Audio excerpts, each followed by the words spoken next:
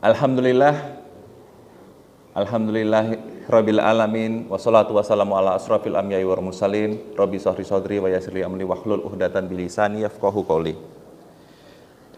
Bapak-bapak dan Ibu yang dirahmati Allah Subhanahu wa taala, sambil kita menunggu ustaznya datang kurang lebih sekitar jam 5, ada baiknya kita sama-sama untuk mengisi kekosongan ini dengan waktu yang efektif. Karena Allah Subhanahu wa taala sendiri sudah memberi informasi tentang wal asri, tentang waktu, bahwa kita harus selalu memanfaatkan waktu untuk saling menasihati dengan kesabaran.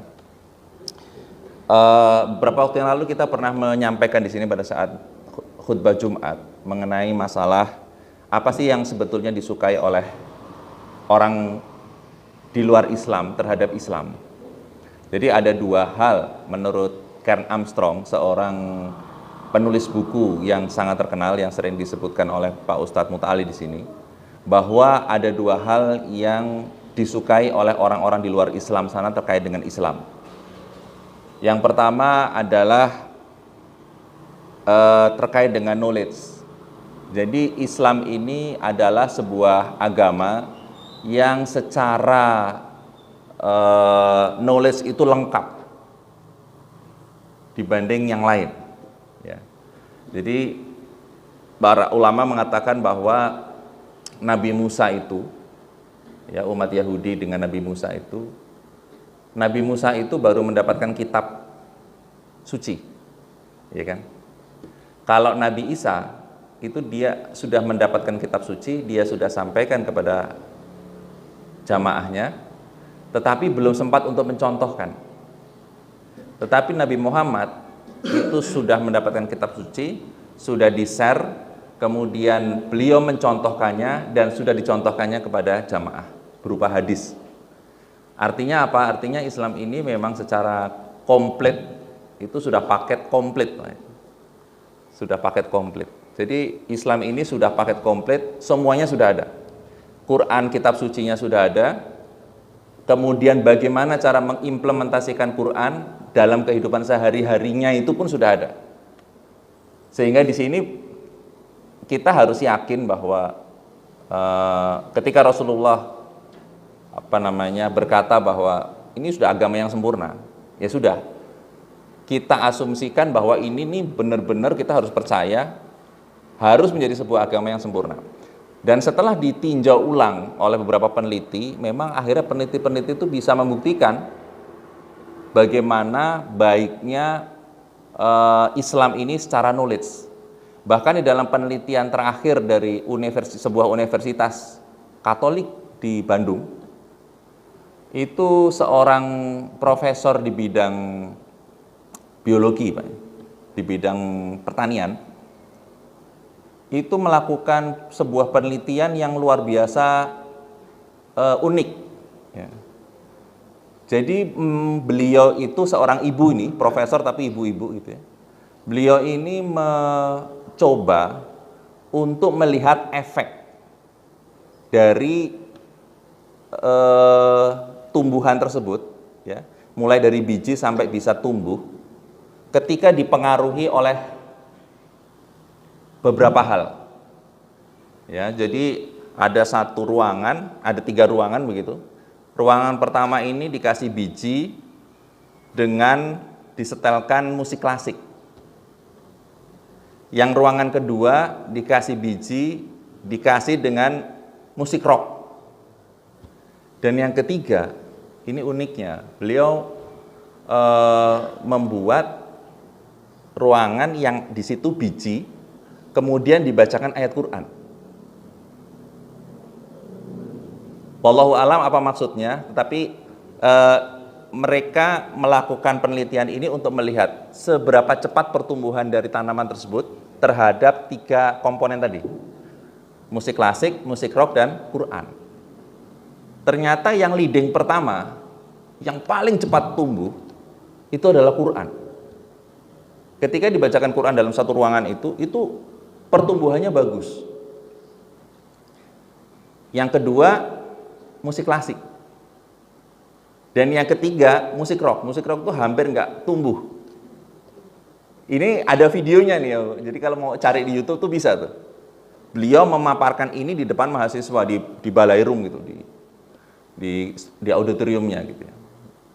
Nah, ini hebatnya memang Quran seperti itu. Jadi sedikit demi sedikit yang namanya Quran ini akan memberikan gambaran. Kalaupun sekarang kita tidak tahu apa sih sebetulnya, kenapa sih Allah menyuruh ini, Allah menyuruh itu, Allah melarang ini, Allah melarang itu, percayalah bahwa nantinya itu kemungkinan pasti akan ketahuan apanya. Nah, makanya di dalam surat pertama, perintah pertama adalah Iqra. Kita harus banyak literasi. Nah, literasi di Indonesia ini sangat rendah saat ini kan. Kenapa? Karena memang ya ini efek juga, apalagi sekarang ditambah dengan HP, Pak. Saya dulu berusaha untuk kalau bisa membaca buku itu paling tidak 5 lembar sehari kalau bisa. Tapi setelah sekarang ada HP, Pak, Bu, itu baca 2 lembar aja udah ngantuk. Nggak tahu ada efek apa dengan HP ini ya. Setelah banyak HP ini, begitu baca 2 lembar aja udah ngantuk. Ini adalah sesuatu yang perlu kita waspadai nih, khususnya terhadap anak-anak yang sekarang masih belajar ya. Kalau bapak dan ibu-ibu mungkin sudah banyak yang tidak harus dikejar oleh tuntutan membaca mata pelajaran gitu kan. Tapi kalau untuk anak-anak kita kasihan, kalau seandainya dia belum apa-apa udah ngantuk, belum apa-apa udah ngantuk gitu. Jadi dari sisi knowledge ini, umat luar Islam itu sebenarnya sangat apresiasi dengan umat Islam. Ya, termasuk dengan adanya bintang mengetuk kemarin ya yang ditemukan NASA. Ya. Dan ini luar biasa bahwa bahkan dalam beberapa kehidupan sehari-hari, Polexosbud Hankam itu dalam Islam itu sudah sangat jelas sekali. Hukum-hukum, solusi-solusi hukum yang ada di dalam Islam itu jauh lebih baik. Sebagai contoh, hukum di dalam Islam itu dia lebih simpel, Pak, dalam mencari siapa yang benar dan siapa yang salah. Ya. Kalau di dalam hukum luar Islam itu susah untuk mencari siapa yang benar dan siapa yang salah. Ahmad Thompson, seorang lawyer dari Inggris, beliau mu'alaf, ya, sudah 20 atau 30 tahun yang lalu beliau mu'alaf. Beliau mengatakan bahwa mengapa hukum internasional sekarang itu sangat berbelit, termasuk di negara kita ini, Pak, ya, mungkin. Ini salah satunya adalah karena supaya ada hukum transaksional. Di situ ada pengacara, Pak. Yang mana pengacara ini justru kalau bisa persidangan ini lama, Pak. Karena dia dibayar apa tuh, Pak? Unit rate ya. Dia dibayar man hour, dia dibayar jam-jaman.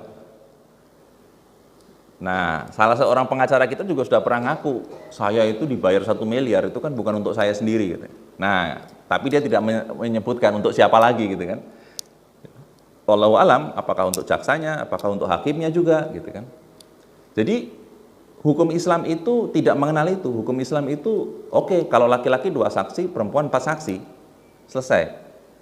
Ya. Barang bukti dan sebagainya itu yang penting ada saksi yang disumpah, sudah bisa. Kalaupun keputusan itu salah, ya sudah, itu nanti akan ditanggung oleh hakim dan oleh saksi palsu. Jadi dalam hukum Islam itu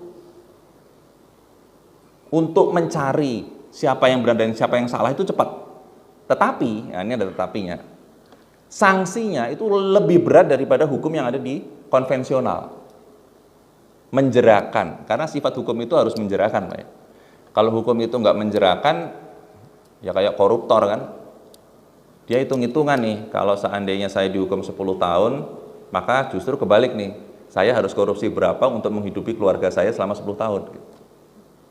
Bisa itu, belum plus untuk sogok sana, sogok sini gitu kan, bisa jadi. Nah, di dalam hukum Islam nggak bisa. Dalam hukum Islam ya sudah, hubungannya ke fisik. Kalau seandainya memang mencuri ya potong tangan, membunuh ya dengan nyawa, kalau nggak mau ngasih diat gitu ya. Jadi hukumnya itu sangat menjerakan. Makanya itu Islam itu solusi seperti itu cukup cepat tetapi menjerakan. Kalau hukum konvensional lama tetapi tidak menjerakan hukumannya. Ya kan? Ini yang sangat berbeda. Dari sistem ekonomi, dari knowledge, sistem ekonomi juga luar biasa Islam ini. Ya. Bagaimana riba itu dilarang dalam Islam, perdagangan diperbolehkan.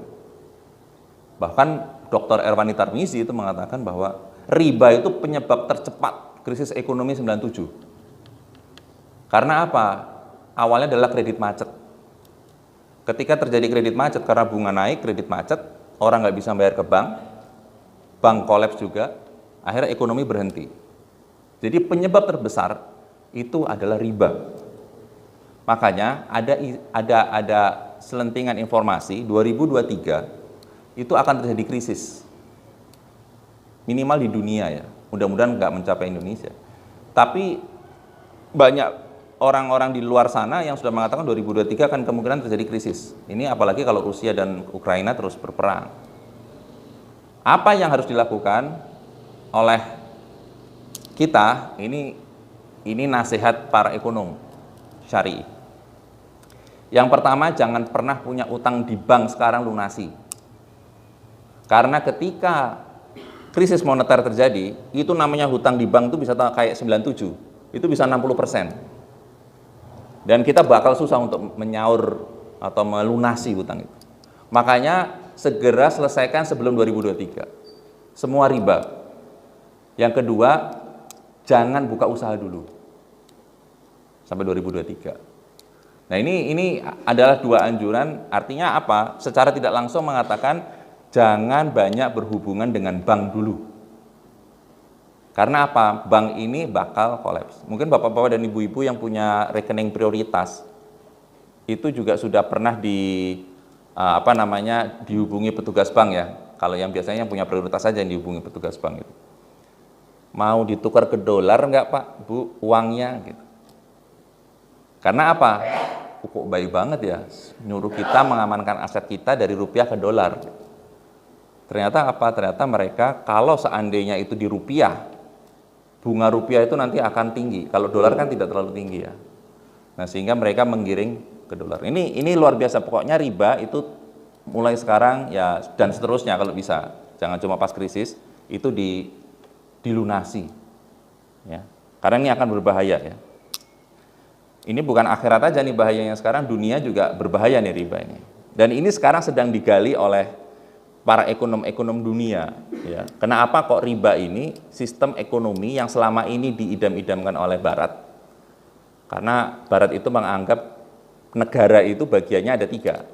Ada negara itu ada masyarakatnya, ada pemerintahnya, dan ada bank. Ini yang bisa membuat negara itu kuat, kata mereka, awalnya. Gitu.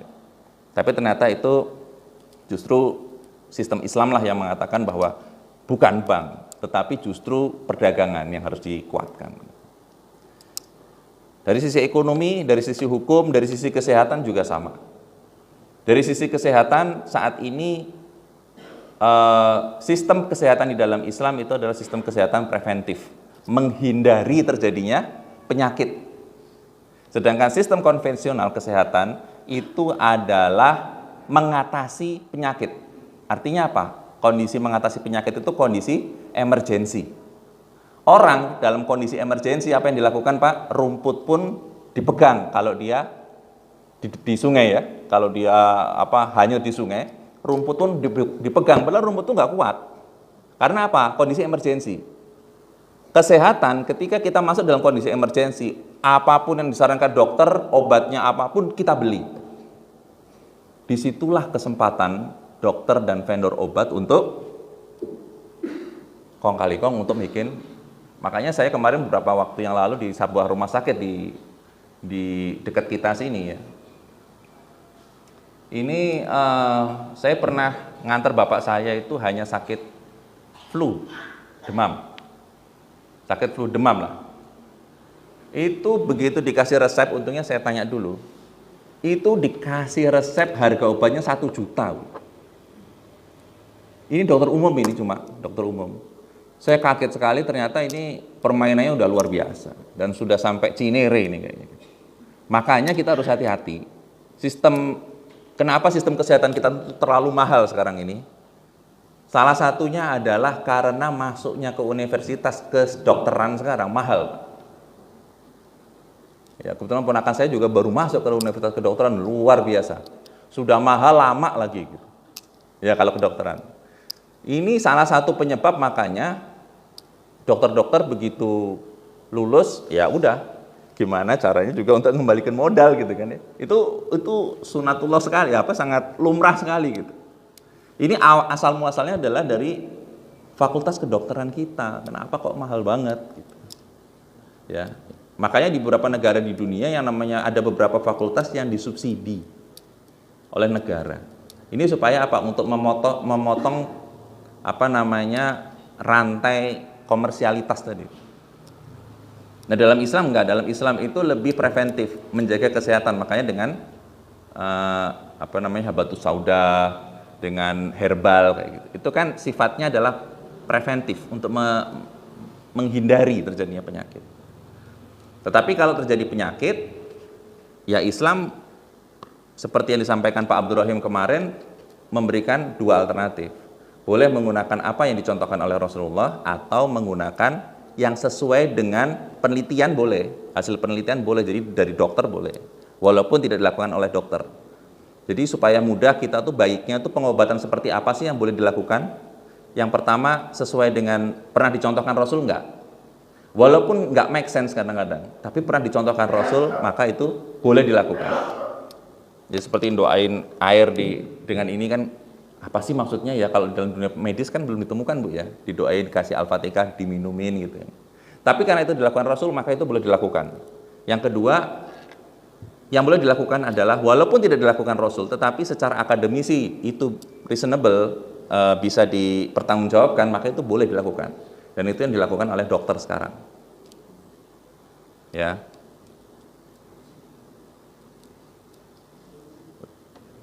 Oh, Ustadznya udah datang. Insya Allah. Jadi ini tadi band pembuka saja. Maka kalau sekarang Pak Ustadz sudah datang, kami persilahkan untuk Pak Ustadz untuk meneruskan ini sebagai band utamanya. Syukran Ustadz. Terima kasih. Assalamualaikum warahmatullahi wabarakatuh. Masya Allah. Syukran Ustadz. Alhamdulillah.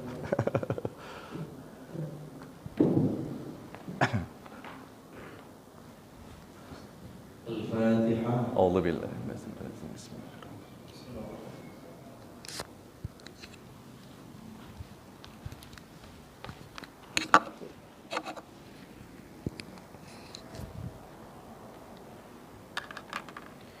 Assalamualaikum warahmatullahi wabarakatuh.